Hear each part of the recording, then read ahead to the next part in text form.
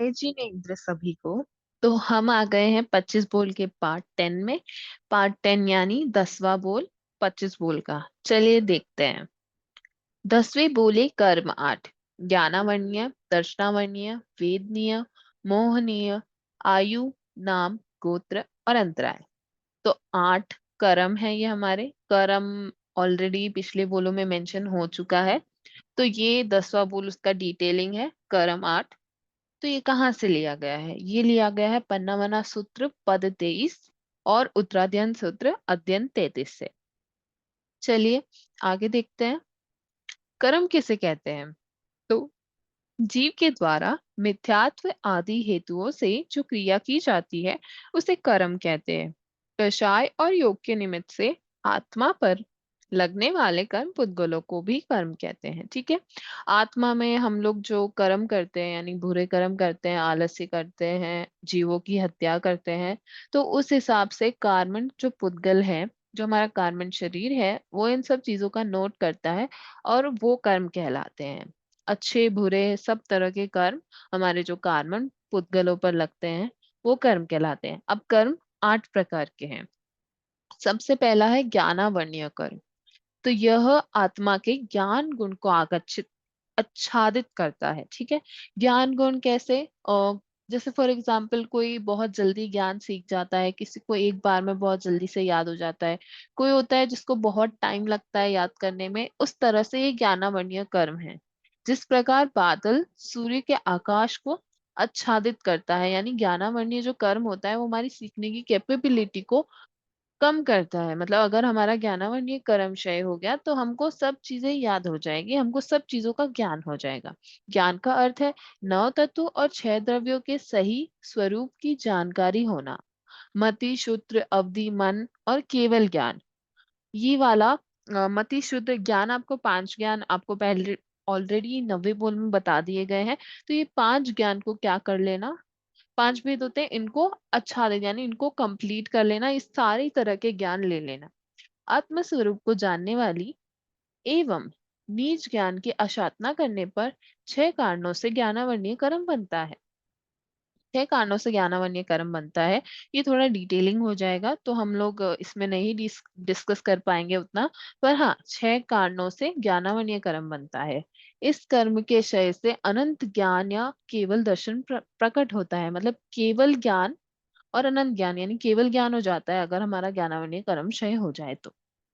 चलिए आगे देखते हैं। दर्शनावरणीय कर्म। यह आत्मा के दर्शन गुण को ढकता है। जिस प्रकार द्वारपाल राजक के दर्शनों में बाधक बनता है, उसी प्रकार यह वस्तु तत्व के सामान्य गुण को जानने में बाधक बनता है। अब कैसे? द्वारपाल, जैसे फॉर एग्जाम्पल राजा अगर किसी से मिलना भी चाहे तो भी जो द्वारपाल है पहले ही राजा से मिलने से रोक देता है। तो वो क्या बन गया? द्वारपाल हमारा बाधक बन गया। उसी तरह दर्शनावन्य कर्म है बाधा डालने वाला। किसी राजा के दर्शन से बाधा डालने वाला था वो द्वारपाल। उसी तरह ज्ञान गुण के, आत्मा के दर्शन गुण को जो ढकता है वो हो जाएगा ज्ञानावन्य कर्म। यह भी 6 कारणों से बनता है। ठीक है। अभी वेदनीय कर्म। जिस कर्म से उदय से जीव साता असाता रूप वेदनाजन्य अनुभूति करता है। जैसे साता असाता कर्म। तो जैसे हम लोग अच्छे कर्म बांधते हैं तो हमको साता मिलती है, और बुरे कर्म बांधता है तो असाता मिलती है। यानी सुख की अनुभूति होना और दुख की अनुभूति होना ये वेदनीय कर्म के उदय से उत्पन्न होता है। जैसे फॉर एग्जाम्पल इस फोटो में बताया गया है, शहद लिपटी तलवार को जीभ से चाटने से दुख सुख उपजाने से साता वेदनी कर्म, और दुख उपजाने से असाता वेदनी कर्म। अब कैसे? शहद लिपटी तलवार है तो उसको चाटेंगे तो शहद का मीठा मीठा स्वाद आएगा, लेकिन अगर जीभ कट गई तो दुख होगा। वैसा ही साता असातना का ये अच्छा एग्जाम्पल बताया गया है। इस कर्म के क्षय से निराभात सुख प्रकट होता है। मतलब आपने साता असाता वेदनीय कर्म का क्षय कर लिया तो सुख ही सुख की अनुभूति होती है। मोहनीय कर्म। जिस कर्म के उदय से आत्मा मोहित बनकर स्व और पर का अथवा सत असत का अथवा हेय गेय उपाधि का भान भूल जाती है। मतलब मोहनीय कर्म में इतनी फंस गई है, किसी चीज को लेकर इतना अट्रैक्टेड हो गई है कि वो सही क्या है, गलत क्या है, सच क्या है, झूठ क्या है, मैं खुद क्या है, दूसरे क्या है, सब भूल जाते हैं। ऐसे ऐसे कर्म को कहेंगे मोहनीय कर्म। जैसे मदिरा पिया हुआ व्यक्ति बेभान हो जाता है। फॉर एग्जाम्पल, आपको इस फोटो में दिख रहा होगा कि मदिरा पीने वाले लोग, जिन्होंने मदिरा पी ली, वो बेभान हो जाते हैं। कुछ भान नहीं होता है उनको, क्या चल रहा है आजू बाजू, क्या सीन हो रहा है। जैसे कुछ लोग जो ये टेबल पे है वो लोग अपने आप सो गए हैं, यानी इस तरह से मोहनीय कर्म होता है कि वो भूल जाता है आजू बाजू की चीजें, इतना मोह में फंस जाता है। नेक्स्ट है हमारा आयुष्य कर्म। ठीक है, जिस कर्म के उदय से जीव एक निश्चित भाव में रुका रहता है, या तो मनुष्य, तिरंज, नारकी, देवता। ठीक है, इस तरह से मरणावस्था को प्राप्त हो दूसरे भव में जाता है, यानी भवों में फंसता रहता है। ऐसे आयुष्य कर्म, आयुष चलो उसने आयुष बांधता रहता है, एक भव से दूसरे भव का, दूसरे भव से तीसरे भव का, इस तरह प्रति टाइम हर समय आयुष्य बांधते रहना, उसको कहेंगे आयुष कर्म। जिस प्रकार से कैदी कारागार में बंधा पड़ा रहता है, उसी प्रकार इस कर्म से जीव नहीं चाहते हुए भी निश्चित निश्चित समय तक एक शरीर में बंधा रहता है। यानी निश्चित काल तक उसको, अगर वो नारकी में नहीं भी रहना चाहेगा तो भी अगर उसने आयुष्य कर्म उतने समय का बांध दिया है तो उसको वो भोगने ही पड़ेंगे, उसको वहां रहना ही पड़ेगा। ऐसे कर्म को कहेंगे आयुष्य कर्म।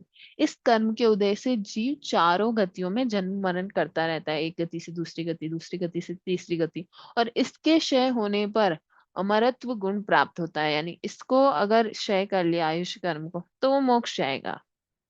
ठीक है, आगे देखते हैं नाम कर्म।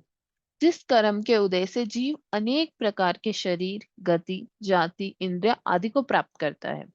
मतलब अनेक प्रकार की जाति हो सकती है, शरीर हो सकता है, किस तरह के अंग होंगे, किस तरह की इंद्रियां होगी, दिखने में कैसा होगा, उस तरह से ये नामकरण होता है। जिस प्रकार चित्रकार अनेक प्रकार के, अनेक रंगों के, डिजाइनों के चित्र बनाता है, ठीक उसी प्रकार नामकरण से भी जीव को अनेक प्रकार के शरीर, गति, जाति, इंद्रिय आदि प्राप्त होते हैं। इस कर्म से जीव शुभ अशुभ आदि अनेक रूपों में परिणत होता है। नामकर्म शुभ अशुभ दोनों तरह से होती है। इसकी प्रतीक के बन चार चार कारण है। अब चार चार कारण है, इतना डीप में हम नहीं जाएंगे। इस कर्म के क्षय से भी हम लोग क्या हो जाएंगे, मोक्ष को प्राप्त हो जाएंगे। आगे बढ़ते हैं। गोत्र, कास्ट कर्म, यानी ऊंचे गोत्र में पैदा होना, नीचे गोत्र में पैदा होना, कुल की विशेषता बताई गई है।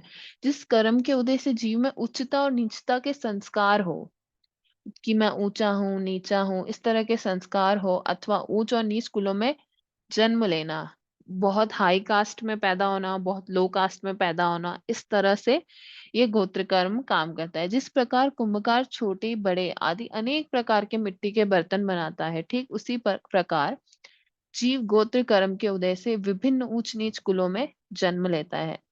जिस प्रकार जो कुंभकार होता है वो छोटे बड़े घड़े बनाता है, उसी तरह हमारे भी जो ये गोत्र कर्म है, इसके कारण क्या होता है, छोटे और ऊंचे और नीचे कुलों में हम लोग उत्पन्न हो सकते हैं। अच्छे बांधे तो हम लोग ऊंचे में उत्पन्न होंगे, और बुरे कर्म बांधे तो हम लोग नीचे कुल में उत्पन्न होंगे।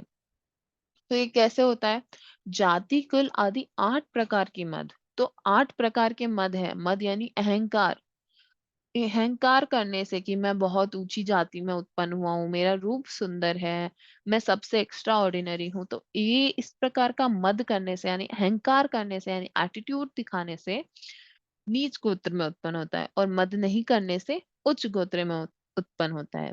गुणीजनों के प्रति विनय, आदर, बहुमान रखने से भी उच्च गोत्र का बंध होता है। यानी जो बड़े हैं हमारे और जिनके पास अति सागर बहुत सारा ज्ञान है, उनके प्रति हम अगर विनय और आदर रखें तो भी हम क्या कर सकते हैं, उच्च गोत्र बांध सकते हैं। ठीक है, चलिए। अब आठवां है लास्ट, अंतराय कर्म। जिस कर्म के उदय से जीव की दान, लाभ, भोग, उपभोग और वीर्य, ये पांच शक्तियां प्रभावित हो, अथवा इनमें बाधा उत्पन्न हो। ठीक है, मतलब अंतराय मतलब जैसे कोई काम करने जा रहे हैं और अचानक से बारिश आ गई, तो वो हो गया अंतराय कर्म। जैसे हमको समाइक लेनी है लेकिन हमको नींद आ गई, तो वो हो गया हमारा अंतराय कर्म। हाँ, इससे ही बहुत सारे तरह से अंतराय कर्म बन सकते हैं। फॉर एग्जाम्पल हमको किराया भरना है लेकिन कुछ इमरजेंसी आ गई हॉस्पिटल में, तो हमको क्या करना पड़ा, वहां पैसे देने पड़े, तो हम किराया नहीं भर पाए, तो वो हो गया अंतराय कर्म। इसकी कितने प्रकार है? 5 प्रकार है। दानांतराय, लाभांतराय, भोगांतराय, उपभोगांतराय, वीर्यांतराय। ठीक है। दान, लाभ, भोग, उपभोग और वीर्य में अंतराय देने से जीव अंतराय कर्म बांधता है। ठीक है, आई होप सभी को ये समझ में आए होंगे 10वें बोले कर्म 8। तो जल्दी से इसको याद कर लीजिए। इसके बाद मिलते हैं हम नेक्स्ट वीडियो में हमारे 11वें बोल के साथ। और तब तक के लिए जय जिनेन्द्र।